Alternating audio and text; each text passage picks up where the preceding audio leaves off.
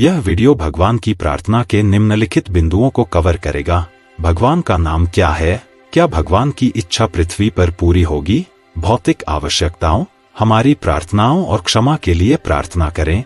एक धार्मिक मार्ग अपनाने के लिए मदद मांगे, और यह आवश्यक है कि विश्वास रखें भगवान में। हमारे पिता की प्रार्थना, इसका क्या अर्थ है? प्रभु की प्रार्थना यीशु मसीह द्वारा पहाड़ी उपदेश में बोली गई थी और यह बाइबल में मैथ्यू अध्याय 6 छंद 9 से 13 में है। इस प्रार्थना को सिखाने से ठीक पहले यीशु ने कहा, जब आप प्रार्थना करते हैं तो एक जैसी बातें न कहें समय समय पर, जैसा कि राष्ट्रों के लोग करते हैं, क्योंकि वे कल्पना करते हैं कि उनकी बात सुनी जाएगी, क्योंकि वे बहुत सारे शब्दों का उपयोग करते हैं। इसलिए यह स्पष्ट है कि यीशु का इरादा इसे शब्द दर शब्द दोहराने का नहीं था।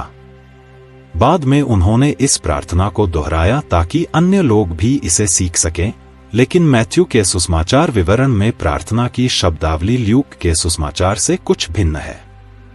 इसके अलावा अन्य प्रार्थनाएं जो यीशु और उनके शिष्यों ने बाद में की, आदर्श प्रार्थना के शब्दों का कड़ाई से पालन नहीं करती थी। प्रभु की प्रार्थना बाइबल में दर्ज की गई थी। इस मॉडल के माध्यम से यीशु ने हमें सिखाया कि कैसे हमारी प्रार्थनाएं ईश्वर को स्वीकार्य हो सकती हैं। इस प्रार्थना में हमें जीवन से जुड़े कुछ बुनियादी सवालों के जवाब भी मिलते हैं। तो आइए प्रभु की प्रार्थना के प्रत्येक भाग पर विचार करें। भगवान का नाम क्या है? स्वर्ग में हमारे पिता, आपका नाम पवित्र माना जाए।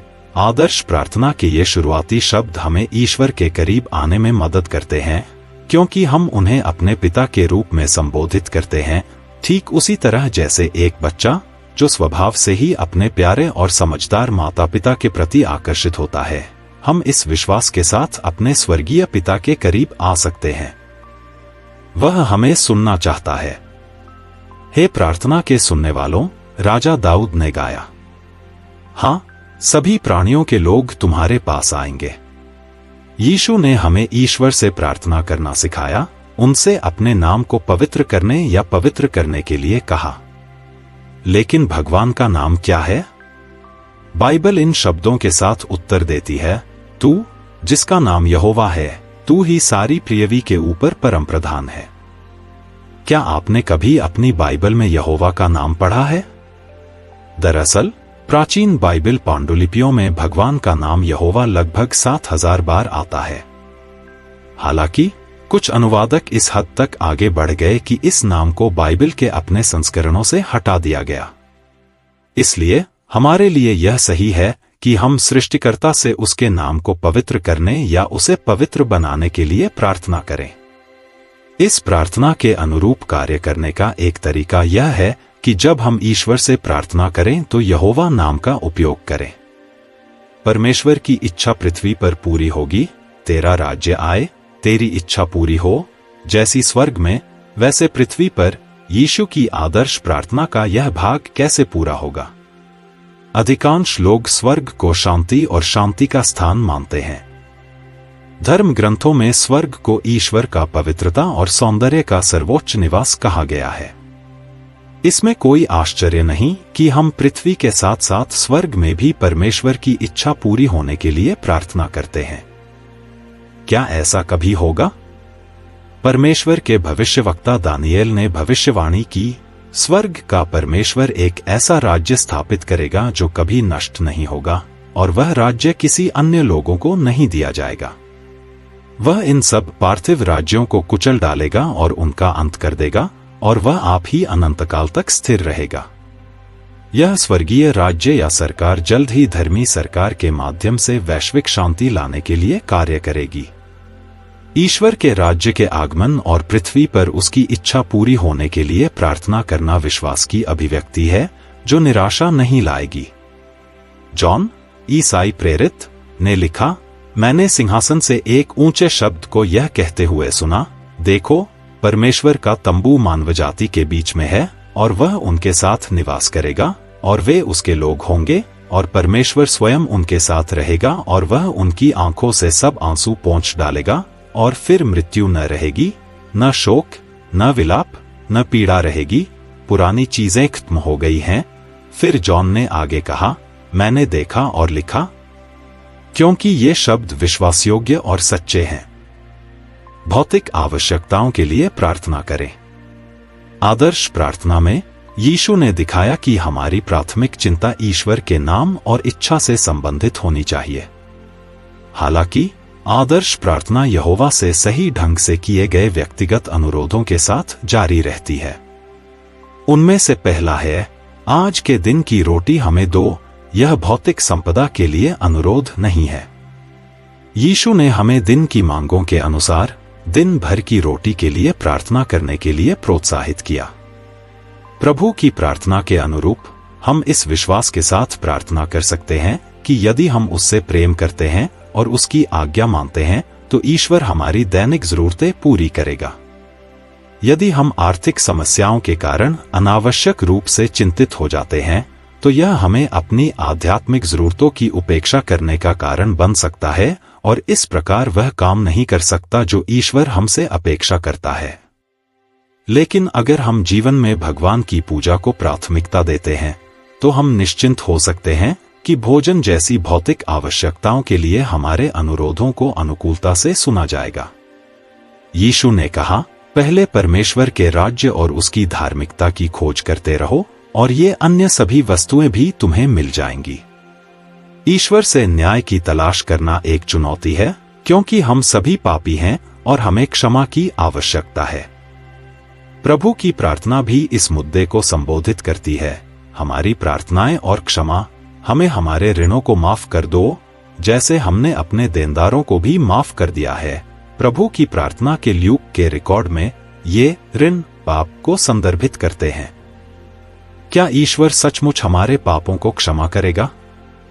हालांकि प्राचीन इस्राएल के राजा दाऊद ने गंभीर पाप किए थे, फिर भी उसने पश्चाताप किया और पूरे विश्वास के साथ प्रार्थना की, हे यहोवा, तू अच्छा है और क्षमा करने को तैयार है, और जो कोई तुझे पुकारते हैं उन सब पर करुणा बहुतायत से होती है। कितना आरामदायक विचार है। हमारा स्वर्गीय पिता उन लोगों के पापों को माफ करने के लिए तैयार है जो पश्चाताप में उसे बुलाते हैं, उसी निश्चितता के साथ कि ऋण पूरी तरह से रद्द किया जा सकता है। उसी तरह यहोवा परमेश्वर हमारे पापों को पूरी तरह माफ कर सकता है। हालांकि यीशु ने एक शर्त का उल्लेख किया, ईश्वर द्वारा क्षमा पाने के लिए हमें दूसरों को क्षमा करना होगा। हालांकि धर्मी अय्यूब के साथ 3 दोस्तों ने दुर्व्यवहार किया था, उसने उन्हें माफ कर दिया और उनके लिए प्रार्थना भी की। यदि हम उन लोगों को माफ कर दें जिन्होंने हमारे खिलाफ पाप किया है, तो हम भगवान को प्रसन्न करेंगे और उनकी दया से निर्देशित होने की स्थिति में होंगे। हमारी प्रार्थनाएं सुनने की परमेश्वर की इच्छा से हमें उसकी स्वीकृति पाने के लिए प्रेरित होना चाहिए, और हम असिद्ध होते हुए भी ऐसा कर सकते हैं। यहाँ भी भगवान हमारी मदद कर सकते हैं, जैसा कि यीशु ने उस महत्वपूर्ण अनुरोध में दिखाया जो आदर्श प्रार्थना का समापन करता है। धर्मी मार्ग अपनाने में मदद मांगे, हमें प्रलोभन में न ले जाएं, बल्कि हमें दुष्ट से बचाएं। यहोवा हमें प्रलोभन में नहीं छोड़ता और न ही हमें पाप में फंसाता है। उनका वचन घोषित करता है कि अन्य चीजों से ईश्वर की परीक्षा नहीं की जा सकती और न ही वह किसी की परीक्षा लेता है। परमेश्वर हमें परीक्षा में पढ़ने की इजाजत देता है, लेकिन वह हमें उस महान प्रलोभन देने वाले दुष्ट शैतान से बचा सकता है। प्रेरित पतरस ने अपने भाइयों को सलाह दी, सचेत रहो, सतर्क रहें। तुम्हारा विरोधी शैतान गर्जने वाले सिंह के समान इस खोज में रहता है कि किसको फाड़ खाए। असल में शैतान ने सिद्ध मनुष्य यीशु मसीह की भी परीक्षा की। शैतान का लक्ष्य क्या था? यीशु को यहोवा परमेश्वर की शुद्ध उपासना से विमुख करना। यदि आप परमेश्वर की सेवा करना चाह रहे हैं, तो शैतान का लक्ष्य अपने नियंत्रण वाले संसार के माध्यम से आपको भी निगल जाना है। शैतान हमें ऐसे काम करने के लिए प्रलोभित कर सकता है जिन्हें परमेश्वर अस्वीकार करता है। इसलिए यह महत्वपूर्ण है कि हम मदद के लिए नियमित रूप से भगवान की ओर मुड़े, खासकर जब हमें लगातार प्रलोभन का सामना करना पड़ता है। और यदि हम यहोवा की आराधना उसके प्रेरित वचन बाइबल के अनुसार करते हैं तो वह हमें आजाद करेगा, शैतान का विरोध करने में हमारी मदद करेगा। बाइबल हमें बताती है कि परमेश्वर विश्वासयोग्य है और वह आपको आपकी सहनशक्ति से अधिक परीक्षा में नहीं पड़ने देगा। ईश्वर पर विश्वास रखना जरूरी है। यह जानना कितना उत्साहवर्धक है कि हमारा स्वर्गीय पिता हमें से प्रत्येक में रुचि रखता है। उसने हमें प्रार्थना करना सिखाने के लिए अपने पुत्र यीशु मसीह की भी व्यवस्था की। यह निश्चित ही हमें यहोवा परमेश्वर को प्रसन्न करने के लिए प्रेरित करता है। हम ऐसा कैसे कर सकते हैं? बाइबल घोषित करती है, विश्वास के बिना उसे अच्छी तरह प्रसन्न करना असंभव है, क्योंकि जो कोई ईश्वर के पास आता है उसे विश्वास करना चाहिए कि वह अस्तित्व में है और वह उन लोगों को प्रतिफल देता है जो ईमानदारी से उसकी खोज करते हैं। तुम्हें यह विश्वास कैसे हो सकता है? बाइबल कहती है, और विश्वास जो सुना जाता है उससे आता है, और जो सुना जाता है वह मसीह के वचन से आता है। इस प्रकार हम विश्वास को तभी बचा हुआ पाएंगे जब हम परमेश्वर के वचन की सच्चाई को सुनेंगे या उसके संपर्क में आएंगे। हम आशा करते हैं कि प्रभु की प्रार्थना पर इस विचार से इसके अर्थ के प्रति आपकी सराहना और गहरी हो गई होगी। ईश्वर के बारे में अधिक ज्ञान प्राप्त करना और जो पुरस्कार वह उन लोगों को देने का वादा करता है जो उसे गंभीरता से खोजते हैं, ईश्वर में आपका विश्वास मजबूत होगा। उसके और उसके उद्देश्यों के बारे में और जानें ताकि आप अपने स्वर्गीय पिता के साथ हमेशा के लिए घनिष्ठ संबंध बना सकें। यदि इस वीडियो ने आपके बाइबल ज्ञान में मदद की है तो कृपया इसे अधिक लोगों के साथ साझा करें, लाइक करें और चैनल को सब्सक्राइब करें। भगवान आप पर कृपा करे।